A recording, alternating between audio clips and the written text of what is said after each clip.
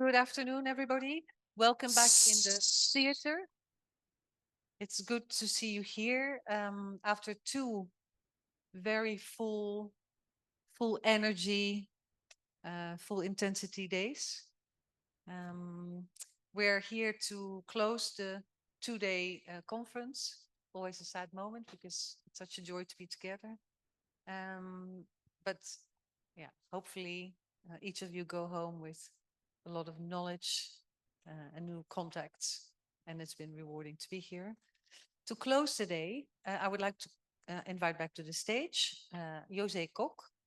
They were introduced, of course, yesterday, but for those who were not here yesterday, José is the chair of the board at Ouwehands Zoo Foundation, member of the board of the Black Vulture Conservation Foundation and Globe Guards biologist at Ouwehands Zoo, EASA Brown Bear EEP coordinator. Maybe you have to say what EEP is. I said it yesterday and I didn't really explain it. And the member of the IUCN SSC Brown Bear Specialist Group. And at the same time also Ingrid Vermeulen, Director of Bears in Mind, Dutch foundation dedicated to the protection of bears. Ingrid leads the efforts to improve the welfare of bears in need. Based in the Netherlands, the organization supports and initiates bear conservation and wildlife projects across the globe, focusing on both rescue and long-term protection.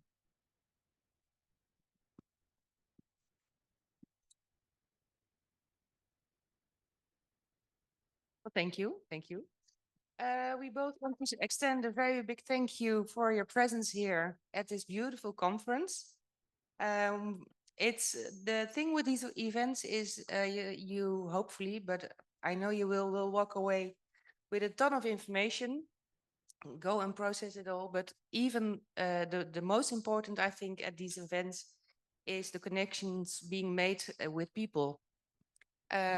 We love networking with you. We love talking to you and making all these connections with humans in putting nature first.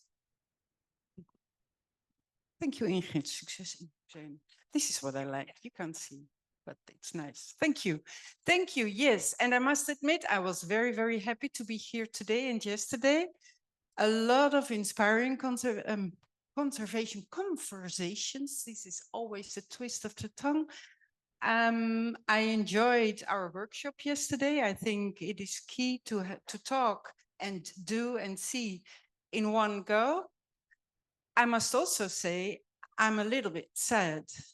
I've been in the international conservation field for many, many years. And I realize we still didn't solve the problems. We still encounter the same problems. The walls are so thick. And I've been rethinking this. You know, we consider ourselves a social species.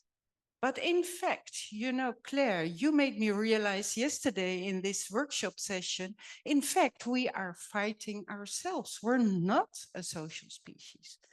And that is very strange. And it makes me feel very, very sad. And you know, I've been thinking about this. You had a lovely project, Nature First, dealing with how can you use data, how can you gather data, how can you use them for conservation?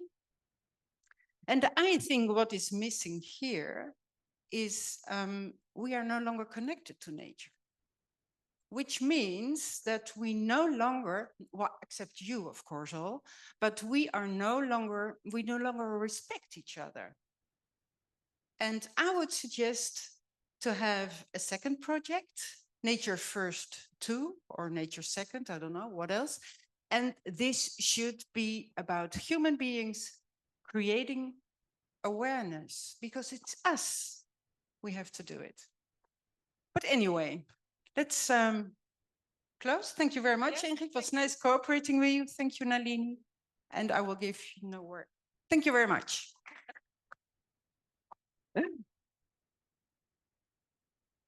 Thank you, José and Ingrid. I think definitely a location with a difference for most people. So thank you for hosting us. Now I would like to give the floor to someone online, Lucie. Lucie Vidonne is the Biodiversity Policy Officer at the European Commission, who recently became responsible for Nature First, so the results of Nature First, and working with us to take our results to the next stage, taking them forward. And Lucy is going to give a bit of an insight of the plans of the Commission. Nice to see you, and the word is yours. Thank you very much. Hello, it's very nice to join you online, even though it's always a bit awkward. Thank you so much for having me at this beautiful event, and congratulations. I'm very much looking forward to read what you've discussed about in the breakout rooms. I'm going to share my screen in a second. So for this closing, speech. Yeah, I'm going to briefly present to you an overview of the EU policy landscape and some outlooks for your projects. I'm going to start really broad with the main EU preoccupations right now, and then target more and more relevant to your project and what you've been working on. While I'm sharing my screen, sadly, I won't see you, so maybe I can take all questions at the end, or you can write some in the chats, and I'll come back to it at the end. Looking forward to having an open conversation. So maybe just to give you a little bit more insight in who am I and why am I talking to you. So I work in the Directorate General for Research and Innovation, DGRTD, which is the one that manages the Horizon Europe funding program.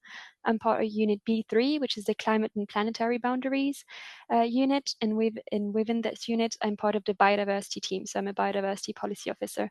My main tasks are biodiversity mainstreaming in the Horizon Europe work program. So really focusing on our cluster 6, but also way beyond, working with other clusters, other research areas, and trying to have them consider biodiversity.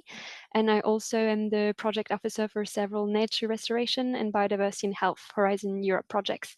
I'm also working on the long-term strategic research agenda for biodiversity, and I participate in the feedback to policy DGs, which is going to be relevant for your project. So if I start with the broad EU political update and how it may resonate with your work and some of the hopes and some of the angst I've been hearing in these last words shared by the people on the stage. So for the EU and for the European Commission, we are also in really big, huge transition times. And it's a real change of paradigm we're witnessing now with the second mandate in comparison to the first von der Leyen mandate. Two really big reports, a Draghi report and the Letta report, plus some high-level groups, have emphasized the need to really change the paradigm for the next MFF, so the next multi-annual financial framework, which is the big 7-year-long budget of the EU, and set up a competitiveness compass. So what does it mean, this focus on the next budget and the competitiveness compass? It means that a lot of the EU's action for this mandate in the coming years is going to be focused on simplification, staying the course on the European Green Deal, but shifting slowly but surely to the clean industrial deal, which you've surely heard about, and having a new focus on industrialization and competitiveness. So what is the competitiveness compass? It's really a guide to attain sustainable prosperity and competitiveness in the EU. It focuses closing the innovation gap. So there's going to be a really strong emphasis on research and innovation still, on coordination, simplification once again, single market, skills, decarbonization, increasing security, etc., which you've heard very much, I suppose, in mainstream media. And there's a lot of flagship initiatives listed in this competitiveness compass, and I've highlighted some of it that are relevant to us. So I highlighted first the startup and scale-up strategy, because this is a flagship initiative from DGRTD that may be relevant to some of you members of the consortiums as your small entrepreneurs and SMEs. There's the Vision for Agriculture and Food that was just published this semester, the Ocean Pact that was just published ahead of the UNAC conference. An amendment of the climate law is upcoming. There's also the European Climate Adaptation Plan that are also upcoming next year, and the Water Resilience Strategy that was just published. a big part of this start of the mandate and under all these flagships initiatives were omnibuses. We're at Omnibus 4 now, and all of them have been focused on simplifying existing directives. So for example, Omnibus 1 was the sustainability reporting omnibus that went into sustainability reporting, due diligence, and EU investment regulations such as the CSRD, CSDDD, EU taxonomy, ESRS. I can go further into these acronyms if you want later on. Omnibus 2 is about the carbon border adjustment mechanism and other financial tools. Omnibus 3 was about simplifying the common agricultural policy, and Omnibus 4 was really going into simplifying reporting requirements for small mid-cap companies such as the GDPR, trade defense rule, batteries waste, F-gas regulations, so a broad set of different regulation. But this is really just to show how much this new upcoming mandate is on streamlining, simplifying, cutting red tape. This another strong emphasis and another strong item on the agenda is, so as I said earlier, the publication of the new post-2027 multi-annual financial framework. So this is huge work for us right now in the European Commission. And it was a particularly tough spot for Horizon Europe, knowing if we were going to stand alone or if we were going to be merged into this new MFF. And we had the declaration in May from President von der Leyen that Horizon Europe or the new framework program, that's so the new Horizon Europe post-2027, would stay as standalone, that it's the outstanding brand of most renowned research program, but it's still going to be very linked to this competitiveness fund. So the official presentation is due for very soon, so in mid-July. So we're really expecting a lot from this budget, and it's going to shape a lot of what we're going to be able to do in the coming years. So now that I've given you a little overview of everything that is happening at really, really high level in the EU, maybe you can focus a little bit more on the EU research and innovation updates and how it relates to you. So something quite big that has happened is the Choose Europe for Science campaign with a 500 million package to boost Europe attractiveness to international researchers via Marie Curie grants and the ERC, but not only. This has been in reactions to how can I say, the quite big political turmoil in the US, but is not only targeted to US researchers, it's open worldwide. The new Horizon Europe work package for 2025 and 2026 and 7 are open. So 2025 has been published. In total, we have 7.3 billion in EU funding, and cluster 6, so our cluster on natural resources and nature, is almost 1 billion euro with 5 call for proposals and 82 topics. The work program 26-27 is far from being finished, but the draft work program is published under the comitology register, so you might be interested to give a look, to have a look. In the same spirit as the overall high-level emphasis on simplification for Horizon Europe and these works program, it has been the same. We've been tasked with writing more open, less prospective topics that have been much shorter with an increased use of lump sum. So there's less focus on financial aspects and more on the scientific, technical context of the project, which should be good news for project applicants. And now we can go a little bit into EU regulation initiatives that are relevant to Nature First projects. So the first of all is obviously the Nature Restoration Law.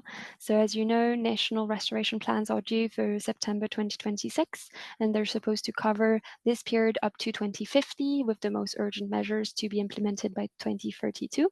Article 20 and 21 of the Nature Restoration Regulation requires advanced monitoring systems, but in actually all articles in the entire law is really much up your alley and really important for the work you're doing in nature conservation and restoration.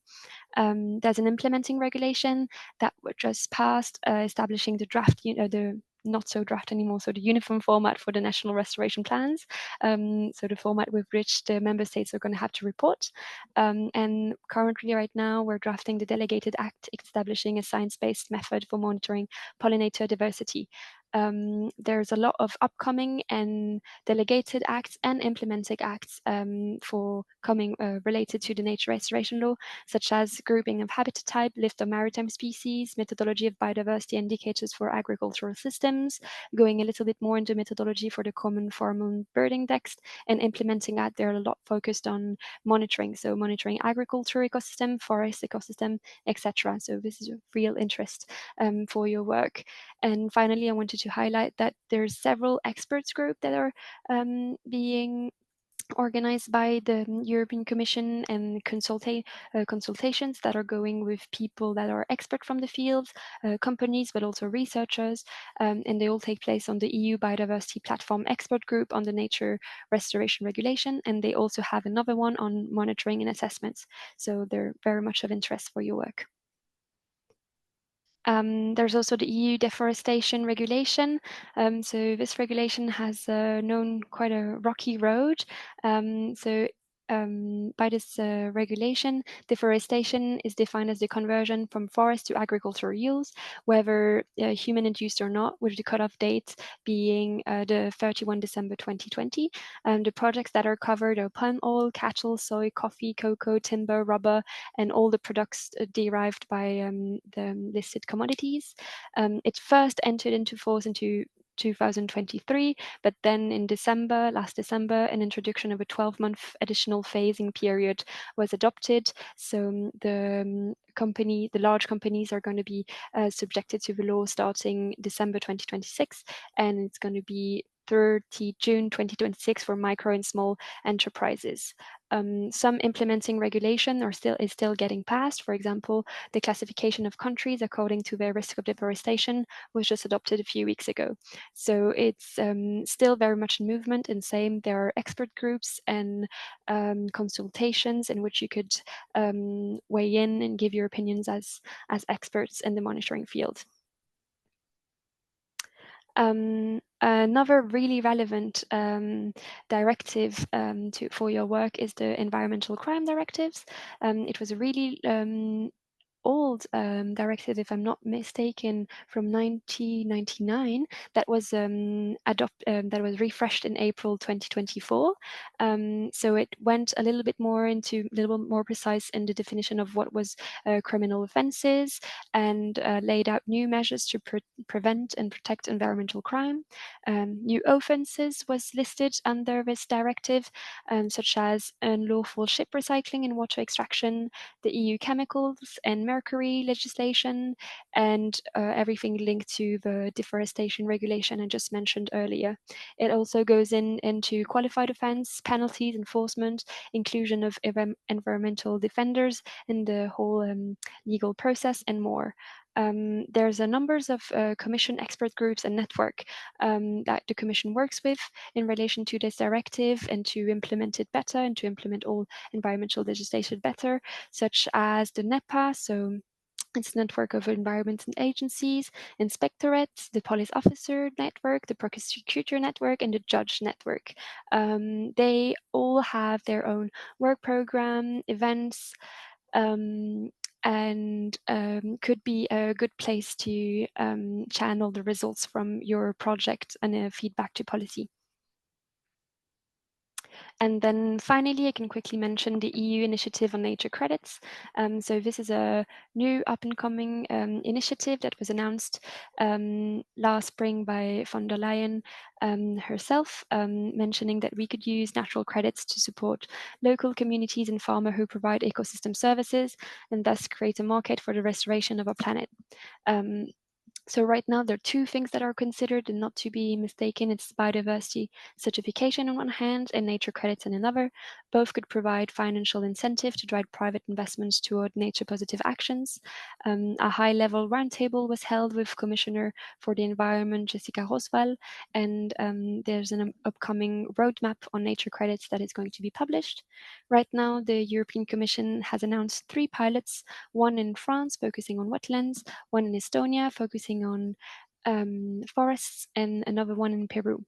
The nature credits pilot for now, they cover additional and non-additional activities, meaning that they will also reward the first players that have always implemented more biodiversity friendly measures. And for now, offset and compensation are absolutely excluded of the pilot and of the roadmap nature credits. So for implementing these nature credits and advancing with the roadmap, there's a huge need in monitoring, assessment, indicators. How can you best provide enforcement on the ground, beware of leakage, and I see great applications for the results of your projects with this initiative. So what's next for Nature First already? Congratulations for being published or on the way to be published as a Cordis success story. This is great coverage. The results and your deliverable on operationalization through demonstration, piloting and prototyping have been shared with policy colleagues. So all the policy colleagues working on the regulations I've been mentioning so far, so EU deforestation, nature credits, nature restoration law, and environmental crime directives. I'm hoping to gather feedback soon. The next steps that could be taking and still work in progress is maybe joining relevant EU expert groups and seeing if you could do that as a consortiums or as in your own capacity. Perhaps we could look into liaising with the Future Science Service for Biodiversity, which is right now held by the BioGar project, to federate what you've been doing with other projects that have been working on the same field. Maybe we could see what are the other opportunities for scaling up. So there's a lot to explore. The results so far have been really promising. So yeah, it's still in progress and we have many other avenues to explore.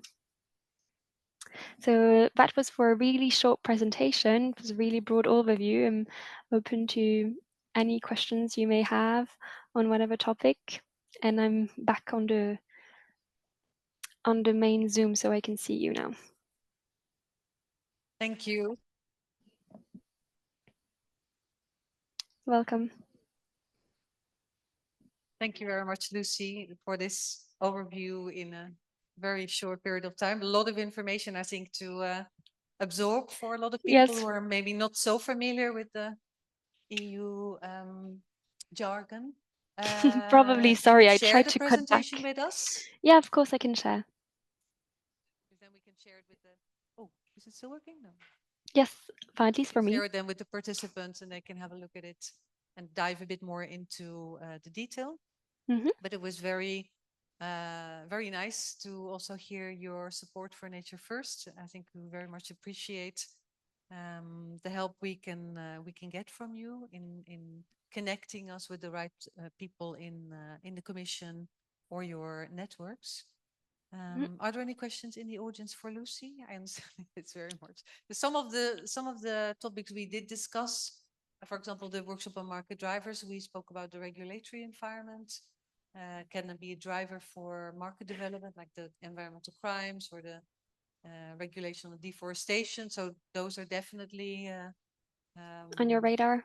areas to investigate. The nature positive, I think, is a very interesting one, because we have been discussing impact investment in carbon offset and carbon insetting, but to know that there's also this initiative for nature credits is an interesting one, I think, to look at, particularly the 3 pilots that you're going to be running, and what does that mean? Any questions from the audience? The light is so bright. I might have a question. I have a question, certainly, because in our project, and I think you were at the panel discussion this morning, you were online.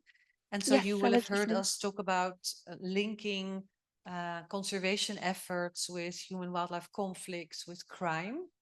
And of course, these are, as many of the participants said, areas that are normally quite separated in terms of the working space, and also I think the areas that the Commission would cover them. Do you see any way or any mechanism already through which the Commission could support particularly that type of research and innovation activity? This is super interesting. I've been trying to look a little bit into it, found quite a lot actually, via Horizon Europe stand and funding. So as I was saying, I'm in charge of biodiversity mainstreaming inside Horizon Europe. So it's a huge program, and we have one like ring fence budget for biodiversity, but we actually have a target of 10% spending on biodiversity. So we have to go outside of our old small domain and reach a lot of other areas. So I'm trying to rack my brain all the time to see how can I sell the biodiversity story and nature to other people. And so we have a cluster, which is cluster 3, that focuses a lot on civil security and enforcement and defense. For me, this was a big mystery. How could I sell the biodiversity story to them? And then I looked, and they actually already had in the previous work programs some projects on new technologies for police investigating environmental crimes, very much up the alley of what you're doing. So I'm thinking there's some things to be organized there, some meetups with the previous projects to see where they are now, because they were very much working from the police and security side and not so much from the conservationist biodiversity people as we are side. So I think there's great ally here in talking to the colleagues inside cluster 3 on the commission side, and also all the networks I've mentioned linked to the environmental crime directives. There's a lot of different networks. They're more or less active, but I think it could be a good avenue to go do presentations, showcase the results, and this is something I would be happy of trying to co-organize with you and see if there's interest on their side for hearing what experience and learnings you have to share with them. I think that could be a great step. Well, that's great. Thank you very much. You're welcome. I think then if there are no questions from the audience, I would like to thank you very much for your presentation, your presence, your support. You're welcome. And then move over to the final 2 speakers in this conference. We close where we started. So I want to ask to the stage Janke Schakel, who is the founder of Sensing Clues and scientific director of Nature First, and Sonja van Meerbeek, the founder of the Sustainable Skill Up Foundation, who is part of the executive board of Nature First. Sonja, floor is yours first. Yeah. Ladies first. So we have exactly -5 minutes. We keep it short because you're all very tired, I guess. And you know why we are tired? Because we have been exchanging a lot of energies. And why have been exchanging a lot of energies is because we felt safe. This is what I learned during this conference. We have been building trust. I think also to Lucie, the trust you build in this kind of projects, I think that's the main thing. It's the basis for everything.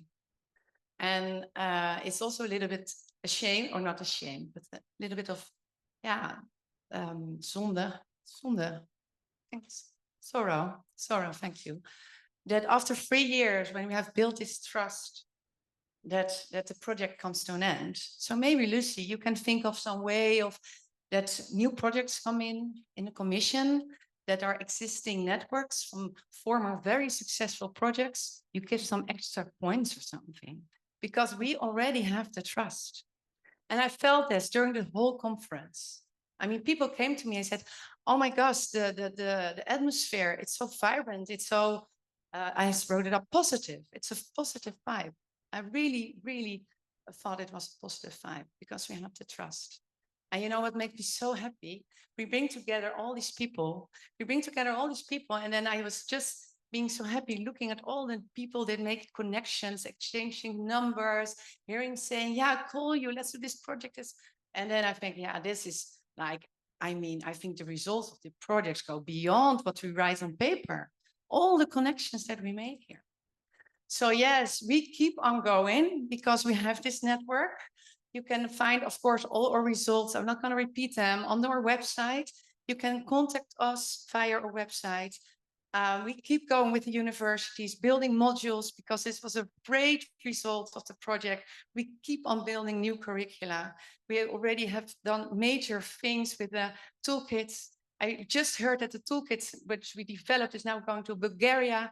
We keep on working with BUS. We keep on working with training rangers. You already trained over 120 And you keep, I think you're going to reach the 200. It's amazing. We keep on working with you, I promise. And we keep on working with Romania. You were fantastic.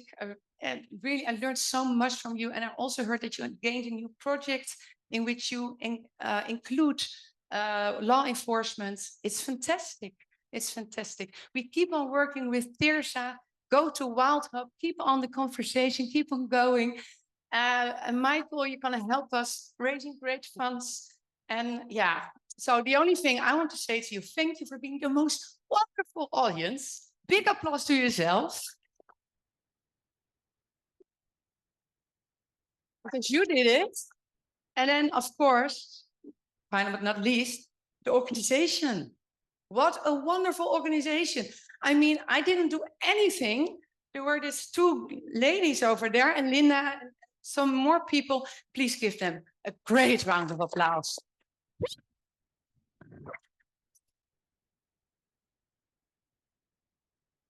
Thank you. Thank you very much. So thank you all very much. So nature first, not a country first, but nature first is a nice term which we actually branded before some other countries took that over. Is nature setting at center stage and working on it together. This was a research and innovation program. We tried many venues, we stopped a few innovations, tried other ways of doing things, and we succeeded in quite a lot of things. You experienced a lot of workshops and stories of things that we have been building on and working on, all with us together. Wildlife crime scenes, habitat maps, habitat patterns, and many other things. And I would like to know from you, one of who has been inspired by the workshop? I would like to see hands. Anyone? Good. Not all of them, but most. That's very good. So who has idea to take into the future, gained through these workshops? Cool. It's good to see and to know that others, and also like Sonia also said, there are already more than 7 or 8 initiatives coming out of this project, which will help us to bring things further than we already developed. Nature First was wonderful in helping us to get here and now enables us also to bring things further. So that I'm certain that those 7 or 8 initiatives will not be the end. There will be more because we now do know each other. We know how to find each other and we are already successful in small things. We will make it bigger together. Thanks for all the energy that we were able to share, all the ideas that we were able to share and make happen. It was only because we found, and that was a lesson that I learned, 2 things. We found complementarity in each other. We could really work together and help each other out in some problem that alone we could not solve. And the other thing is that we had an actual case to work on. If you can complement each other, but there's no real case, then it's just a nice talk. But if you have a common goal somewhere, then you can make wonderful things happen. I think we've got lots of demonstrations here, and I hope we will have many more in the future. Thanks all for participating and see you all in the future.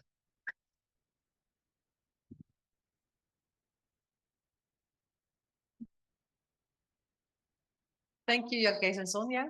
I really resonated with José. So I think, you know, the project comes to an end, but we don't. As Gladys said, we live on and we keep working on. So I think the continuity that we hopefully have set in motion by the relationships that we create and the activities that we deploy, we do move forward at some point. We had some bad examples, some good examples we heard over the last 2 days. So yeah, we have to keep working, we have to keep living, and we have to keep active in what we do. And now it's time for drinks and snacks. So I want to invite you to go back to the Jungle Restaurant for our final drink for this time, not the future. Thank you.